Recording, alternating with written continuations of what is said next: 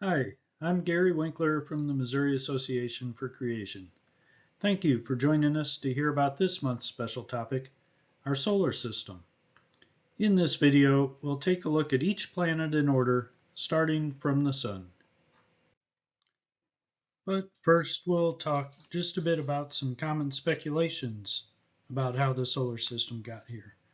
Emanuel Swedenborg lived in the 1700s and was a brilliant inventor, anatomist, astronomer, and theologian who loved Jesus, but he had a few rather strange ideas about theology and science.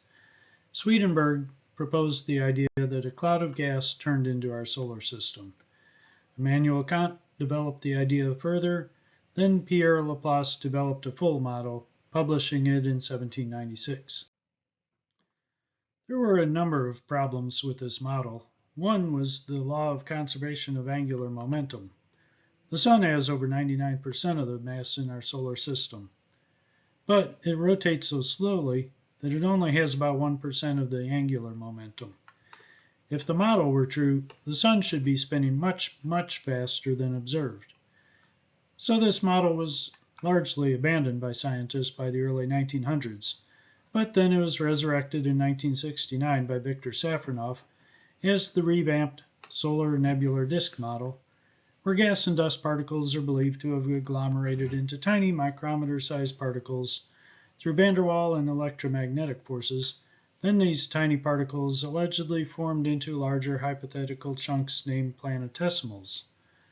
A problem with this idea is that physics doesn't actually allow for these planetesimals to form. This is known as the meter-size barrier. But let's ignore the problems for now and get back to looking at the planets. Here's an image showing the planets. The 4 planets closest to the Sun, also known as inner planets, are called terrestrial planets. Terra is Latin for Earth. They have some similarity to Earth in that they have a rocky surface. However, Mercury, Venus, and Mars are quite different from Earth.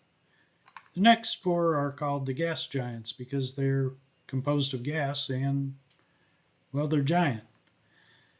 This solar system truly is a system. It all works together. We'll take a look at each planet in order. After another quick detour into history. With any topic, it's useful to look back in history for some perspective before immersing yourself in the details. Cicero was a very accomplished Roman statesman, an influential man in the 1st century BC. He said, if we look at devices like clocks and orreries, we know someone created them. An orrery is a mechanism that emulates the movement of planets and moons. Divers found the Antikythera mechanism in a shipwreck that is from about the 2nd century BC that appears to calculate the movements of the Sun and Moon and 5 planets in relation to Earth. Reconstructions reveal intricate design. Cicero's point is that if you know the mechanical copy had a designer, you can be sure that the item being copied had a greater designer. Cicero was a pagan, so it appears he didn't know who the designer was. 17 centuries later, the man regarded as the greatest scientist of all time, Isaac Newton, wrote that this most beautiful system of the sun, planets, and comets could only proceed from the counsel and dominion of an intelligent and powerful being. Many have heard this quote. But interestingly, if you keep reading, Newton anticipates stars having planets revolving around them. All of those systems being designed by an intelligent creator. Pierre Laplace was a brilliant mathematician that followed Newton. Laplace's views on God drifted back and forth over his life, but he avoided giving credit to God as the creator. Unlike great scientists like Newton, Kepler, Galileo, and Copernicus, who all believed God created everything not so long ago. But many astronomers and other scientists today have gone further down Laplace's trail and claim the solar system, and indeed the entire universe, sprang from nothing, with no cause, billions of years ago. So now let's take a journey through the solar system to see which way the actual evidence points us. Mercury is the planet closest to the Sun. Mercury rotates on its axis so slowly that its day takes about twice as long as its year, which is its trip around the Sun, which takes 88 Earth days. In the daytime, it's about as hot as a pizza oven at over 700 Fahrenheit, but it's about minus 270 Fahrenheit on the dark side. The space probe Mariner 10 flew past Mercury in 1974. The evolution-based nebular hypothesis theory said Mercury must have a liquid core, but the probe measured a strong gravitational pull, pointing to a dense solid core, thought to be iron. The theory said Mercury couldn't possibly have a magnetic field after billions of years, but a strong magnetic field was measured, consistent with being far younger. Is Mercury an oddball? Let's move on to the next planet, Venus. Venus is about the same size as Earth. Evolutionary models say that since Venus is near Earth in orbit and would have formed from the same materials, the composition should be very similar. But unlike Earth, Venus has no magnetic field or tectonic plates, and its atmosphere is mostly CO2, whereas Earth's atmosphere has only 0.04% CO2. Maybe Venusians drive their cars a lot more. Next, we arrive home. Earth has a magnetic field with functions that are important to us, especially shielding us from the harmful charged particles in the solar wind and cosmic rays. The overall strength of the field is decaying. We have archaeological evidence covering 1,000 years that indicates the field is losing half its strength about every 1,400 years. At the current rate, based on measured data, Earth would have been melting beyond 20,000 years ago.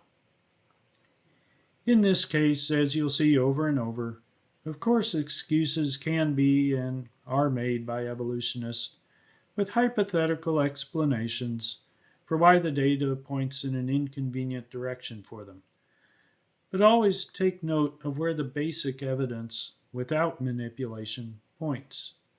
The magnetic field rate of decay points to the Earth being only thousands of years old. The Moon looks young too. Be sure to check out our video about the Moon. The next planet out is Mars. One issue for the evolutionary nebular hypothesis is called the Mars problem.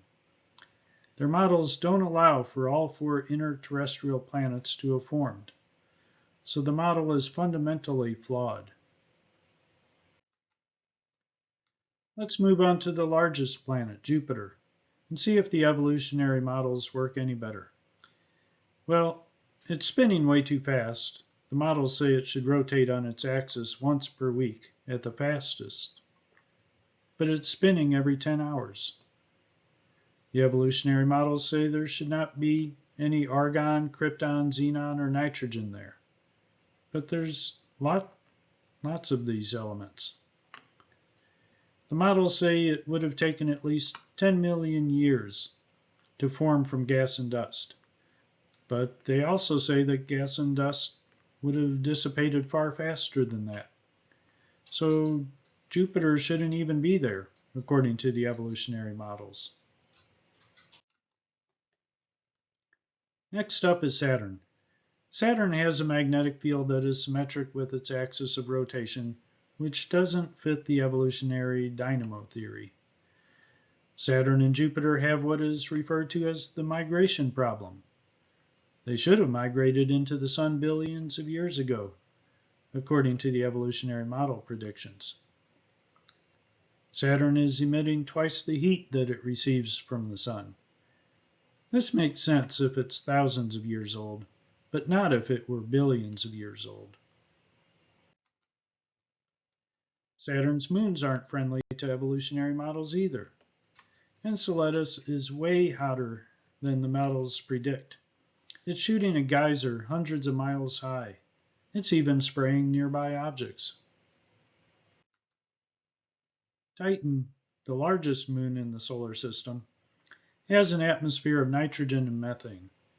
The sun breaks down methane into ethane, and so evolutionary scientists expected deep oceans filled with methane and ethane. But the Cassini lander found a dry surface on Titan, with only a few small methane lakes, which again makes sense if it is only thousands of years old, but doesn't make sense if it's billions of years old. The next planet out is Uranus. Evolutionary models say Uranus shouldn't have a significant magnetic field, but physicist Russell Humphreys predicted it would have a field 100,000 times stronger than those models. When Voyager 2 arrived in 1986, its measurements aligned with Humphreys' prediction, which was based on his acceptance of the biblical timeline. Voyager 2 also found that Uranus lays on its side, which conflicts with the evolutionary models. Neptune is the next planet and is a long way from the Sun, so it's very cold. But it's not nearly as cold as evolutionary models predict. It is still giving off twice as much heat as it receives from the Sun. Again, this makes sense if the planet is not millions of years old. Voyager 2 reached Neptune in 1990 and found that, like Uranus, the planet's magnetic field is tilted and it's offset from the planet's center. This doesn't fit the evolutionary models. Pluto was called a planet until 2006, when the International Astronomical Union reclassified it as a dwarf planet. Some Disney characters were impacted, and textbooks had to be rewritten, but the actual object is still the same. Pluto has 5 moons. Nix is interesting. It looks like a giant potato. It spins backwards, which nixes, or at least conflicts with, the evolutionary models. So as we travel through the solar system, we see that the evolutionary models have consistently failed and are riddled with problems, not to mention that evolutionary theory requires a belief in spontaneous generation of matter and energy, which violates many laws of science. The creationary explanation, in the beginning God created the heavens and the earth, actually fits the evidence and makes sense, and we've seen predictions validated by later findings, which is a hallmark of good science. There is an endless number of excuses that can be attempted to rescue evolutionary storytelling. One example is the multiverse, a fantasy invented because the evidence that the actual universe overwhelmingly proclaims that it was designed with intelligence and power and majesty beyond our ability to fully comprehend.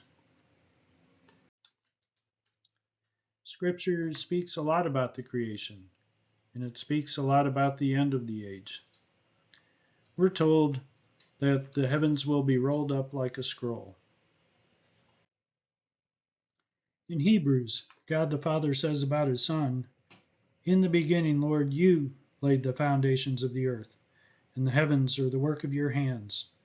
They will perish, but you remain. They will all wear out like a garment. You will roll them up like a robe. Like a garment they will be changed. But you remain, and your years will never end." Jesus Christ created the heavens and the earth, and he will bring this universe to an end and create a new heavens and earth. In Revelation 21, we read more about the new heaven and earth. The Lord will live among us. He will do away with death and suffering. Death and suffering were not part of the original creation. Those things came about when Adam and Eve sinned. And we all sin too. The wages of sin is death. But our Creator and Savior, Jesus Christ, paid the penalty so we don't have to. Romans 10:9 says, if you declare with your mouth, Jesus is Lord, and believe in your heart that God raised him from the dead, you will be saved. In the final chapter of the Bible, we see that we will live forever in the presence of the one who made us and gave his life for us, and then rose again. The current heavens and earth is pretty amazing, with incredible wonders everywhere we look. But the new heavens and earth will be infinitely better. I hope to see all of you there. If you want to learn more about our created solar system, check out this video from a former NASA engineer, Spike Pissaris.